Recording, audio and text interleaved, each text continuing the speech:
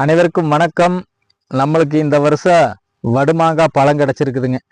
இது எங்க இருந்ததுன்னா, இதெல்லாம் ஃபாரஸ்ட்குள்ள இருக்கிற மரம். நம்மெல்லாம் போய் பொறிக்க முடியாது.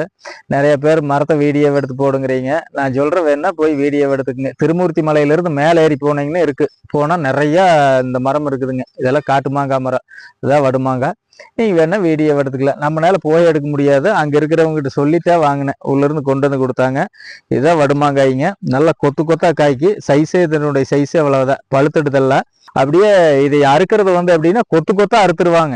இது காயா இருக்கும் போது கொத்து கொத்தா அறுக்கிறதானுங்க. அப்படியே ஒவ்வொரு கொத்து இவ்வளவு பிடிக்கும். அப்படியே கொத்து கொத்தா தொங்குமுங்க. அப்படி அறுத்து இந்த காயை கொண்டு வர்றதா வடுமாங்க. இந்த சைஸ்ல மாம்பழம் பார்த்துக்கிறீங்களா? இது இந்த மாம்பழத்தினுடைய சைஸை எப்படி இருக்குதுங்க.